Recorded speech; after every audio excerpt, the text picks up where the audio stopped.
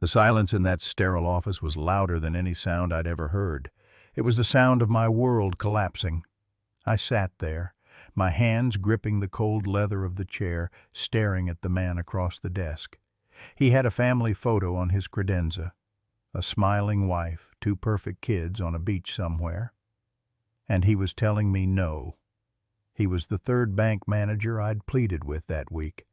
I laid it all out for him, just like I had for the others. My grandson Leo, only 7 years old, with his whole life ahead of him. The rare genetic disorder the doctors found, the experimental treatment that wasn't covered by insurance, the mountain of medical bills we were already buried under. I showed him the paperwork, the doctor's notes, the cost projections. I wasn't asking for a handout. I was a retired mechanic with a 40-year credit history, never missed a payment on anything in my life. I had my small pension, my Social Security. This loan was my last resort to save my boy. He listened. He nodded with that practiced, sympathetic look they all have. Then he slid the denial letter across the polished mahogany. Insufficient collateral, it said. Debt-to-income ratio does not meet our current standards. Standards! He said the word like it was carved in stone. My grandson's life was being measured against a bank's standards.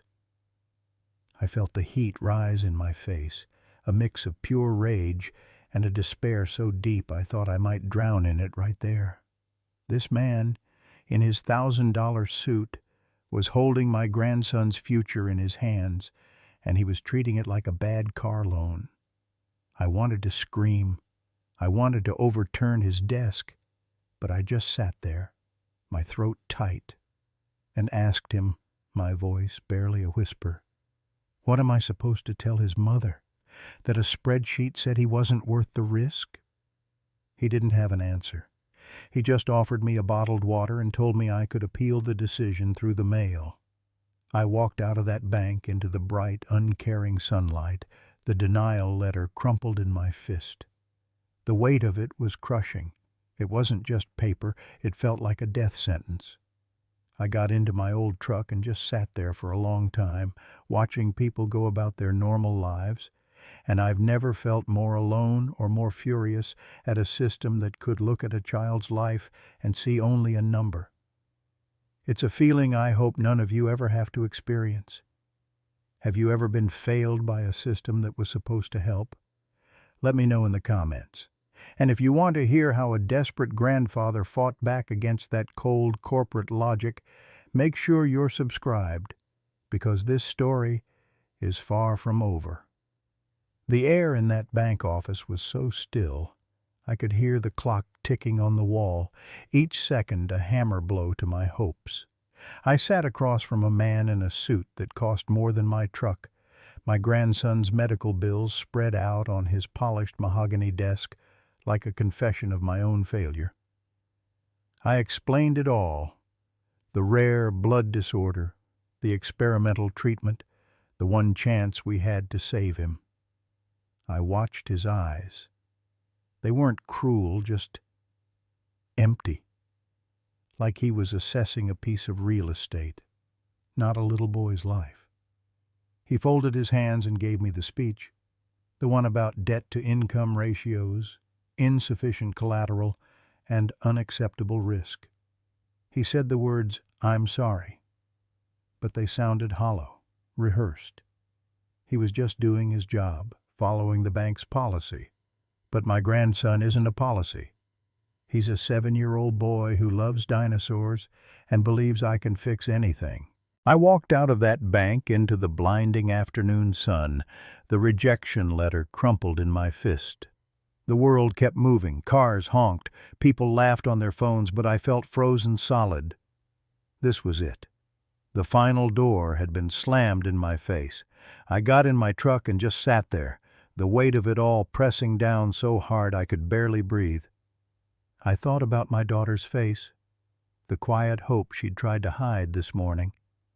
I thought about the sound of my grandson's laugh, a sound I might never hear again if we couldn't get him this treatment.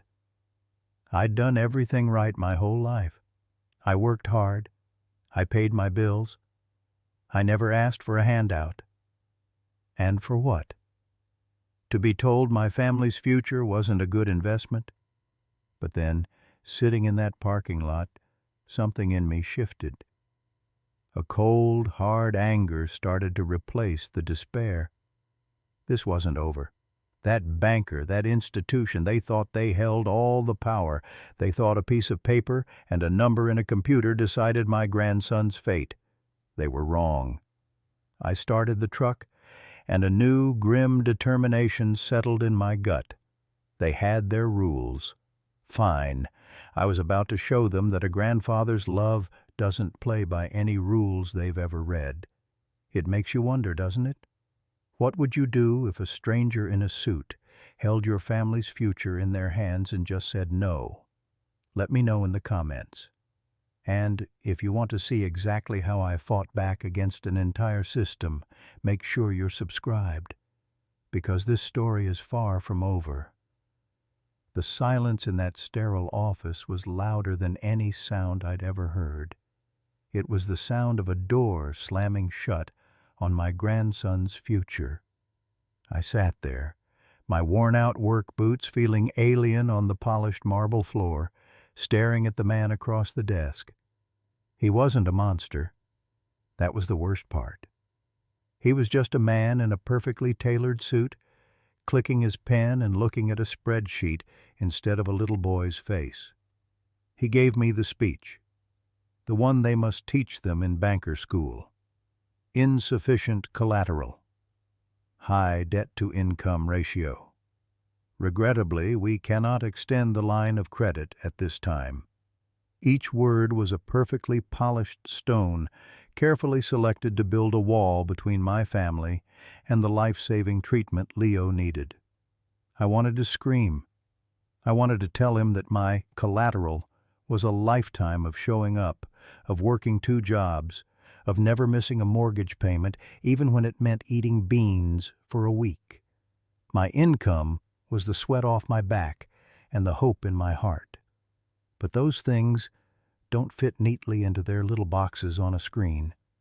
I looked down at the photo of Leo on my phone, his bright eyes staring back at me, completely unaware that a stranger in an air-conditioned room was deciding his fate with the tap of a keyboard.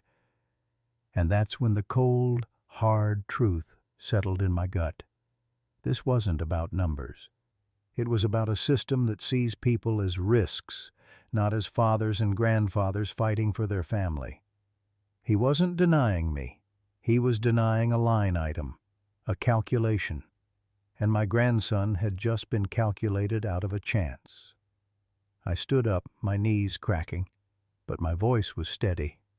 I didn't beg, I didn't plead. I just looked him in the eye and said, "You have a good day, sir."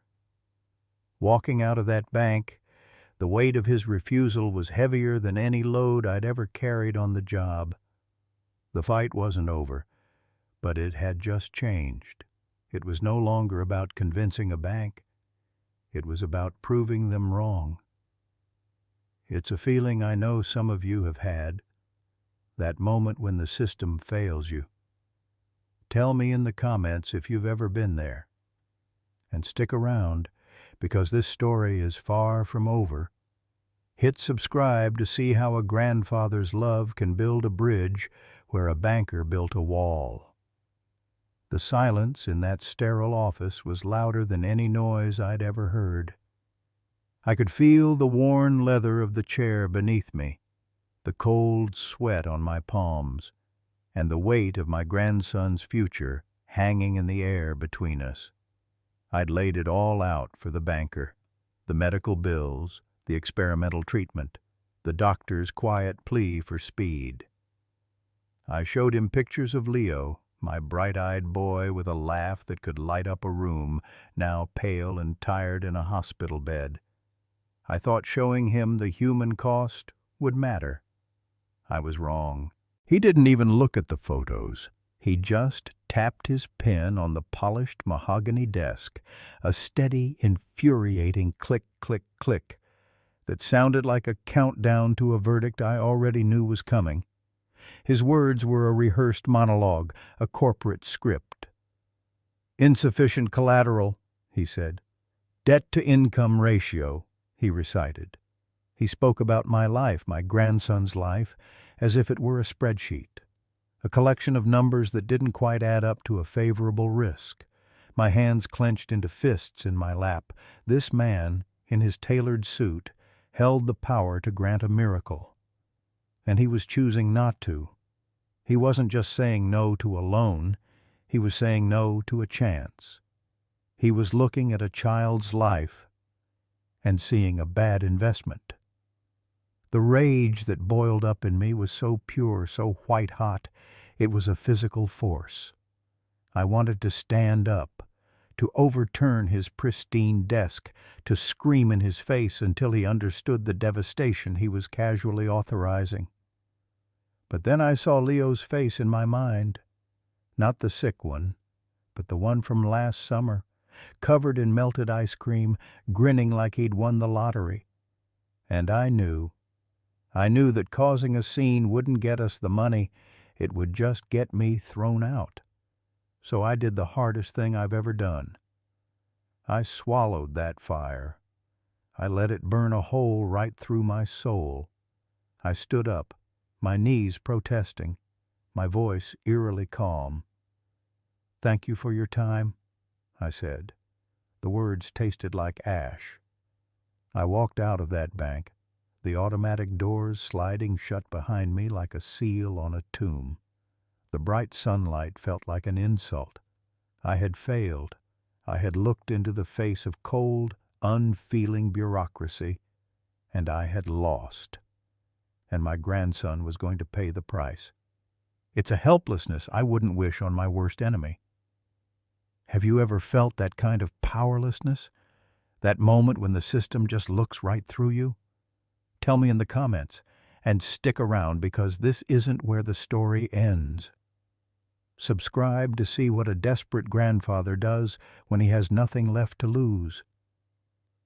The bank's lobby was quiet, the kind of quiet that feels heavy, like a held breath. I sat across from Mr. Davies, a man whose smile never seemed to reach his eyes.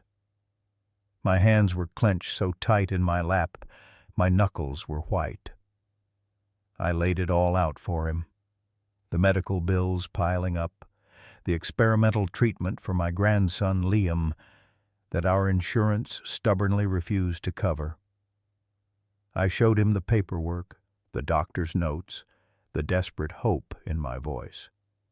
I'd banked with them for 28 years. I thought that had to count for something.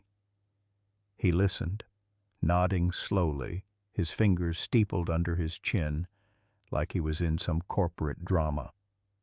And then he said the words that felt like a physical blow. "I'm sorry, ma'am. The numbers just don't support it." He talked about debt-to-income ratios and collateral, his voice a flat, emotionless drone. He might as well have been reading from a terms of service agreement. My life, my grandson's life, reduced to a number on a spreadsheet that didn't add up.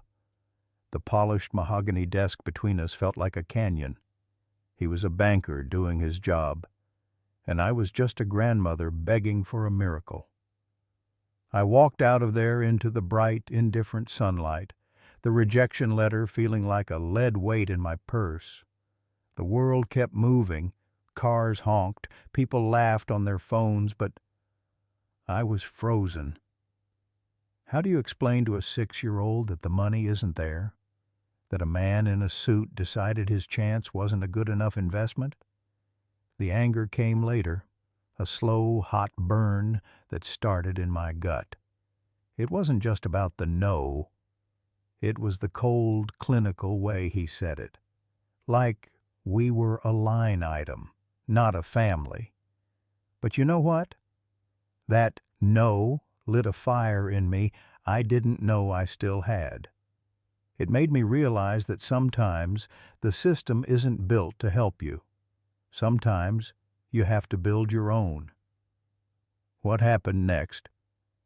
Well, Let's just say Mr. Davies and his numbers had no idea who they were really dealing with. But that's a story for next time. In the meantime, have you ever been told no when your entire world was on the line? Tell me about it in the comments. And if you want to see how a grandmother fights back, make sure you're subscribed. The bank's lobby was quiet, the kind of quiet that feels heavy and expensive. I sat across from Mr. Davies, a man whose suit probably cost more than my truck. I'd known him since he was a junior teller, had even coached his son in Little League. Now he was the vice president of commercial lending, and I was just another file on his desk. I laid it all out. My grandson Leo, my whole world, the rare genetic disorder, the experimental treatment that wasn't covered by insurance, the mountain of medical bills we'd already climbed, and this final impossible summit. I'd brought my life's work with me, the deed to my auto shop, free and clear. 30 years of grease under my fingernails and sweat on my brow, all bundled up in that one piece of paper. It wasn't just a building, it was my legacy, my father's legacy. I was offering it all as collateral for the loan. I watched his eyes as he scanned the paperwork. He didn't look at me. Not really. He looked at the numbers. He clicked his expensive pen once, twice, and then he gave me the most polished professional no I'd ever heard. He talked about debt-to-income ratios, about risk assessment, about the volatile nature of small businesses. He used words that felt designed to make a simple human tragedy sound like a bad investment. But then he leaned forward, his voice dropping into this confidential, almost pitying tone. He said, "Frank, as a friend, you need to consider the quality of life here, for Leo, and for you. These experimental procedures, the success rates are low, the suffering is often prolonged." He suggested I look into hospice care instead. He said I should be realistic. Realistic. The word hit me like a physical blow. This man, in his air-conditioned office, was telling me to give up on my 8-year-old grandson. He was weighing Leo's life on a spreadsheet and finding it wanting. My hands, which had built engines and held my son when he took his first steps, clenched into fists under the table. The rage was a white-hot wire in my chest. But what came out wasn't a shout. It was something colder, quieter. I looked him dead in the eye and I said, "You're not denying a loan, John. You're denying a chance. And you will remember that you did." I stood up, my knees protesting but my back straight. I didn't take the paperwork he slid back toward me. I just turned and walked out, leaving my life's work sitting on his polished mahogany desk. The shop was gone. But in that moment something else was born, a cold, hard resolve. If the system wouldn't help me save my boy, then I'd break the system. I walked out of that bank a different man, and I knew, with a certainty that chilled me to my bone, that Mr. John Davies had just made the biggest mistake of his life. The silence in that sterile office was louder than any sound I'd ever heard. Just the hum of the AC, the ticking of some pretentious clock on the wall, and the sound of my own heart breaking. I sat there, my hands gripping the arms of this ridiculously expensive leather chair, staring at the man across the desk. Gordon Finch. He had a face that looked like it had never once been surprised by joy. He'd just finished talking. The words, "unable to approve your loan application," just hung in the air between us, toxic and final. I looked down at the file on his desk. It was all there. My Social Security statements, my pension fund, the deed to my house, the one I'd paid off for 20 years. And right on top, the medical bills for my grandson, Leo. The numbers on those pages were a nightmare. But the number Gordon Finch was focused on was my age, 68. He called it a high-risk demographic. He said the metrics didn't support the loan. He used words like collateral and debt-to-income ratio, while a photo of his own perfect family smiled from a silver frame on his desk. I felt the heat rise in my face. This wasn't about numbers. This was about my Leo. My boy who loves dinosaurs and wants to be an astronaut. This was about the hope in his eyes when I told him Grandpa was going to fix it. And this man, in his $1,000 suit, was telling me that hope wasn't a good investment. I wanted to scream. I wanted to flip his polished mahogany desk. I wanted to ask him what the hell his metrics said about a child's chance to live. But I didn't. I just sat there, my knuckles white, the weight of his refusal crushing me into the chair. I stood up slowly, my joints aching in a way they never had before. I gathered my papers, my proof of a life lived honestly, and it all felt so worthless. I looked him right in the eye and I said the only thing I could muster. "You have a nice day, Mr. Finch." The words tasted like ash. I walked out of that bank, and the bright sunlight felt like an insult.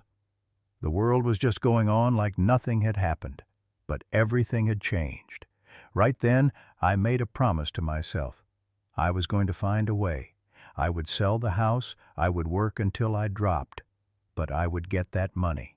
Because Gordon Finch might deal in numbers, but I deal in love, and love doesn't have a debt ceiling. If you've ever had to fight for someone you love, you know what that feels like. Tell me your story in the comments, and subscribe, because this fight is far from over. The call came on a Tuesday afternoon. My daughter's voice was thin, a frayed wire of pure panic. "Dad, it's Liam. The doctors, they found a tumor." The world just dropped out from under my feet. My grandson, my bright, funny boy who still believed I was his personal jungle gym, was facing something no child should ever have to face. We rallied. We became a small army of hope. My retirement fund was the first casualty, a necessary sacrifice I'd make 1,000 times over. But it wasn't enough. The experimental treatment, the one that gave us a real shot, had a price tag that stole the air from my lungs. So I put on my one good suit, the one I'd worn to my daughter's wedding, and I walked into First National Bank. I'd banked there for 35 years. I knew the manager, David, by name.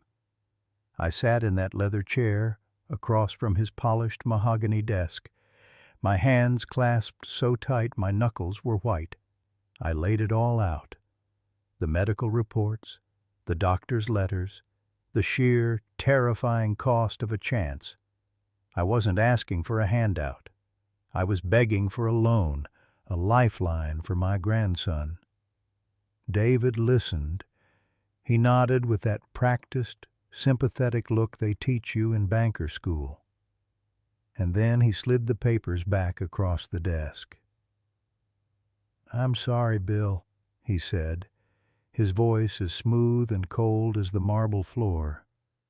"Your debt-to-income ratio, it's just not where we need it to be for this level of risk." Risk. He called my grandson's life a risk. I felt the heat rise in my face, a mix of shame and a rage so deep I thought I might shatter right there in his air-conditioned office. I was a good man. I'd worked hard my whole life. I'd never missed a payment. And in that moment, none of it mattered. All my years of being a reliable customer were worthless because a spreadsheet told him I was a bad bet. I walked out of that bank into the blinding sun, and I just stood there on the sidewalk, feeling utterly hollowed out. The world kept moving, cars honked, people rushed by on their phones, but I was frozen. How do you go home and look your daughter in the eye and tell her that a man in a suit decided her son wasn't a worthy investment? That's the thought that finally broke me. Not the anger, but the devastating weight of that failure. It's a special kind of hell.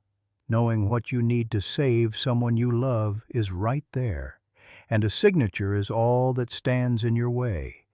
But that signature will never come. The bank's lobby was all polished marble and hushed tones, a place where numbers mattered more than people.